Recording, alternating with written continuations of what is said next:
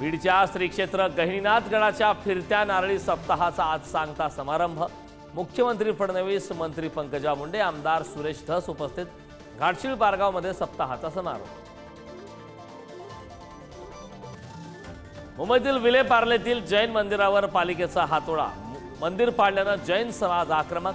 पालिका प्रशासनाविरोधात जैन समाजाचं आंदोलन। हाताला काळ्या फिती बांधून पालिकेचा निषेध। राज्यातील विकास कामांना ब्रेक लागण्याची शक्यता। राज्य सरकारने 89,000 कोटींची बिलं थकवल्याचा कंत्राटदारांचा आरोप। थकीत बिलं न दिल्यास काम थांबवण्याचा इशारा। अजित पवारांचा कराडमध्ये पृथ्वीराज चव्हाणांना धक्का। पृथ्वीराज चव्हाण यांचे विश्वासू उदयसिंह पाटील उंडाळकर आज राष्ट्रवादीत करणार प्रवेश। अजित पवार यांच्या उपस्थितीमध्ये होणार पक्षप्रवेश। राज्यातील हिंदी सक्तीविरोधात मनसे आक्रमक। सरकारला जाग आणण्यासाठी मनसे अंधेरीत आंदोलन करणार। पोलिसांकडून आंदोलकांची धरपकड।